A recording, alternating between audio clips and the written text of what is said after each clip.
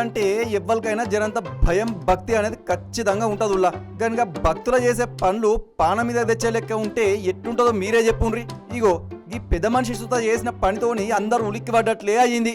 ఇంతకిగా పెద్ద మనిషి ఏం చేసిండో ఎరికే నానుల్లా. ఇక ఈ ముచ్చట్నైతే కదులుతున్న రైల్లో జరిగిందుల్లా.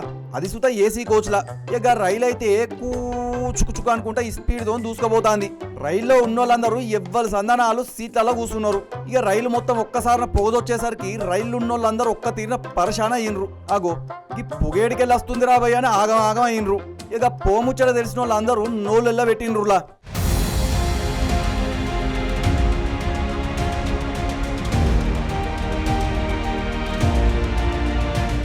ఇక ఏసీ కోచ్ల పై బెర్త్లో కూర్చున్న ఓ పెద్ద ఆయన తన సీట్లనే దేవునికి పూజ చేసుడు షురు చేసిండు. ముందుగా వత్తి దీపం అగరొత్తులు ముట్టించి తన సంధాన తాను పూజ చేసుకుంటుండు. ఇక అగరొత్తుల పొగ భోగి మొత్తం వచ్చేసరికి రైళ్ళు ఉన్నోళ్ళందరూ ఆగం ఆగం అయినరు. రైళ్లల్లా అగ్గి ముట్టించొద్దని రైల్వే సార్లు నెత్తి నోరు ముత్తుకొని చెప్తారు. రైళ్లల్లో సిగరెట్లు సుధా తాగనియ్యరు. అగ్గి గిట్ల రైళ్ల వాడు అంటుకుంటే ఇంకేమన్నా ఉందా?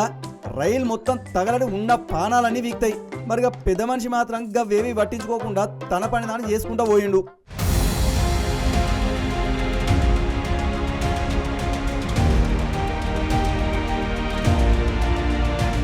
ఇక కొంతమందిగా పెద్ద మనిషి తానకు పోయి వెంటనే వత్తి దీపం అగరొత్తులు ఆరిపోయమని జరంతా గట్టిగానే అరుచుకున్నారు. ఇంకొంతమందిగా పెద్ద మనిషి చేస్తున్న పనిని వీడియో తీసి సోషల్ మీడియాలకు తోసిండ్రు.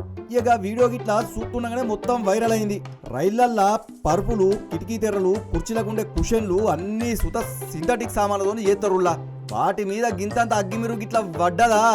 ఇక అంతే సంగతులు. రైలు స్పీడ్కి వచ్చే గాలితోని మొత్తం రైలు అంతా అంటుకొని తగలడిపోద్ది. ఇక గందుకే నెటిజన్లందరికీ ముచ్చట మీద మండిపడుతున్నారు.